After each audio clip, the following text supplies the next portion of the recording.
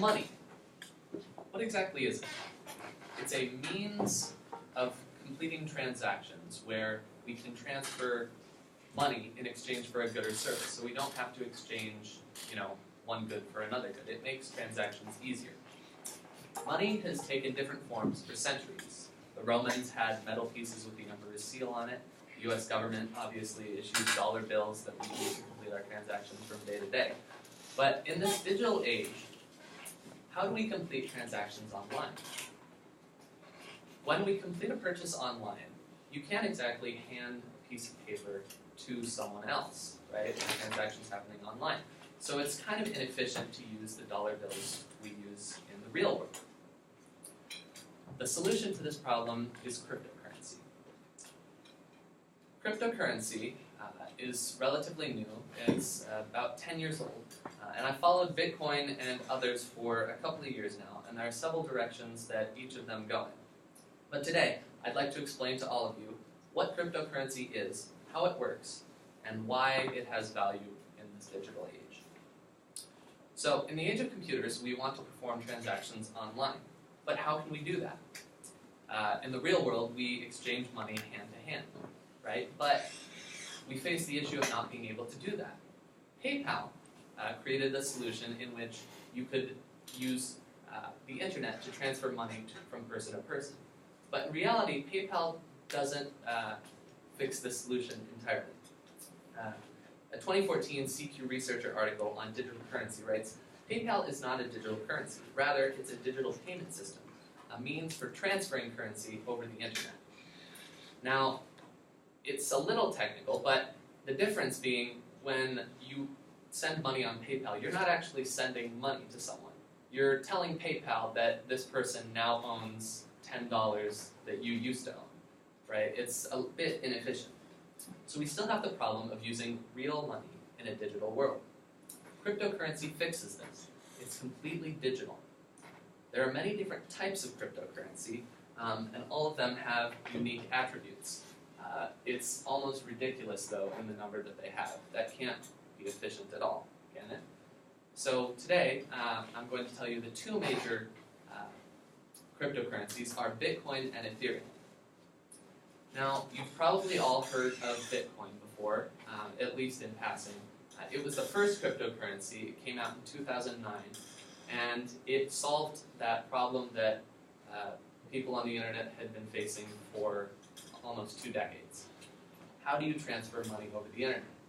And it did it in an elegant way in which you could ensure that no one would basically fraudulently create currency online. And it solved the PayPal problem, wherein you could actually send currency to person to person. Ethereum is like Bitcoin in that it's also a digital currency. But as Kara McCougan writes in a Telegraph article from August 2017, the major advantage of Ethereum is that the technology allows for computer applications, not just currency, to run on the network.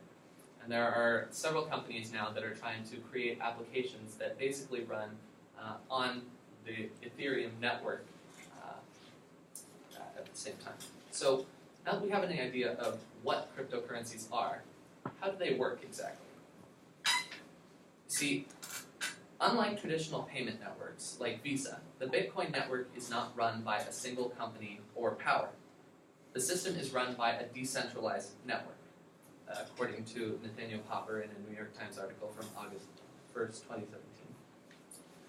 See, effectively a blockchain is a kind of independent, transparent, and permanent database coexisting in multiple locations and shared by a community, writes Alistair Dabbs in an Ars Technica 2016 article. Now, that's a lot of technical speak, and it's very confusing to think of, but in reality, a blockchain is much simpler than it may seem. Think about a bank.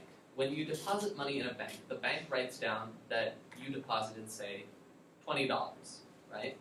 When you want to go spend that $20 with your debit card, you swipe the card, and the merchant that you're buying it from asks the bank, does this person have $20 to buy something with? And if you do, the bank will approve the transaction. If you don't, the bank rejects the transaction. That's essentially what the blockchain does.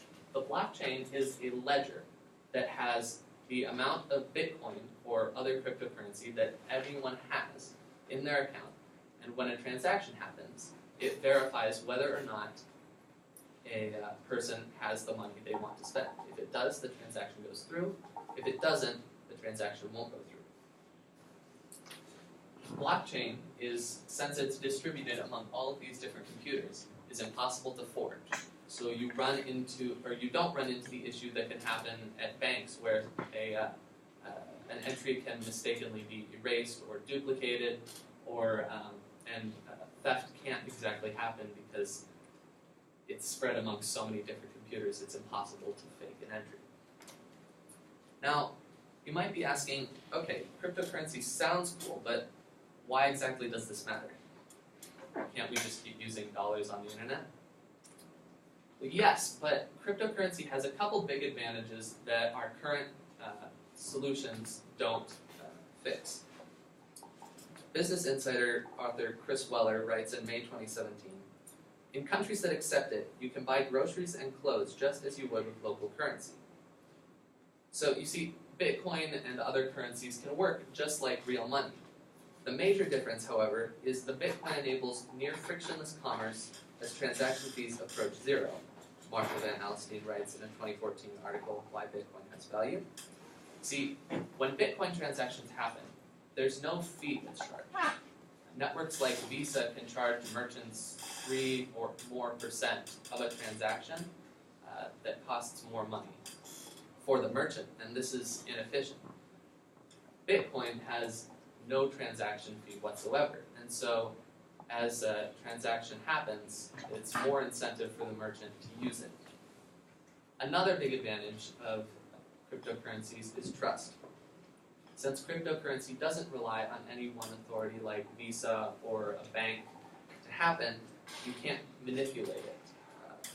The issue with banks and other institutions, according to Sergio Martins in a 2011 talk, says users of such systems must trust that third-party institutions will be honest and follow through with their claims.